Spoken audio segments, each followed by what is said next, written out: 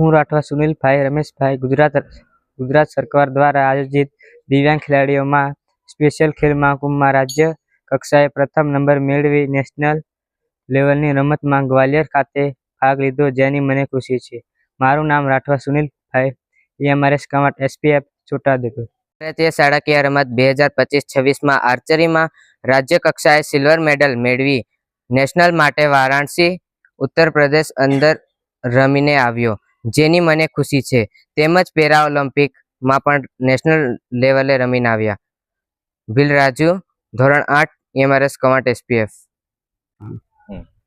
આદિજાતિ વિકાસ વિભાગ, કમિશનરશ્રીની કચેરી ગાંધીનગર અને સુખી પરિવાર ફાઉન્ડેશન દ્વારા સંચાલિત PPP મોડની અંદર એકલવ્ય મોડેલ રેસિડેન્શિયલ સ્કૂલ કવાંટના વિદ્યાર્થીઓ અંડર 14 બોયઝ હોકીમાં 3જો નંબર આ શાળાના વિદ્યાર્થીઓ પ્રાપ્ત કર્યો છે અને 172 જેટલા વિદ્યાર્થીઓ અખિલ ભારતીય શાળાકીય રમતોત્સવમાં ભાગ લઈને રાજ્ય લેવલે ઝળહળતી સફળતા મેળવી છે.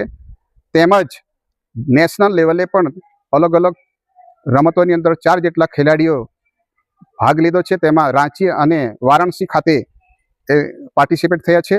ખેલ મહાકુંભમાં પણ આ શાળાના વિદ્યાર્થીઓ 86 જેટલા વિદ્યાર્થીઓ અલગ અલગ ગેમમાં જિલ્લામાં પ્રથમ નંબર મેળવી અને રાજ્યની અંદર ખૂબ સારું ઝળહળતી સફળતા મેળવી છે. અને આ સફળતા મેળવવા પાછળ આ એકલવ્ય મોડેલ રેસિડેન્શિયલ સ્કૂલના તમામ કોચ, સ્પોર્ટ ટીચર, આચાર્ય અને તમામ ટીચરોનો આભાર અને અભિનંદન અને મોટિવેશન વિદ્યાર્થીઓને મળે તે હેતુથી આ વિદ્યાર્થીઓનો સન્માન કાર્યક્રમ રાખવામાં આવ્યો અને વિદ્યાર્થીઓ ખૂબ આગળ વધે, આ શાળાનું નામ રોશન કરે, તાલુકા, જિલ્લા અને રાજ્યનું નામ રોશન કરે અને દેશનું નામ રોશન કરે એવો ઓલિમ્પિકના ખેલાડીઓ બને એવી શુભેચ્છા પાઠવવામાં આવી. હું છું વિજય રાઠવા, મહામંત્રી Sukhi Parivar foundation, Eklavya model residential school Kawant, જિલ્લો છોટાઉદેપુર. આદિજાતિ દ્વારા સંચાલિત તેમજ સુખી પરિવાર સંચાલિત Eklavya model residential school Kawant, જે શાળાની અંદર શૈક્ષણિક વર્ષ 2025-26માં ગુજરાત સરકાર દ્વારા તેમજ SGFI ઓલ ઇન્ડિયા સ્કૂલ રમતની અંદર આ શાળા રાજ્ય કક્ષાએ તેમજ નેશનલ કક્ષાએ વધુ ખેલાડીઓને પાર્ટિસિપેટ કરાવી અને મેડલો હાસિલ કર્યા છે.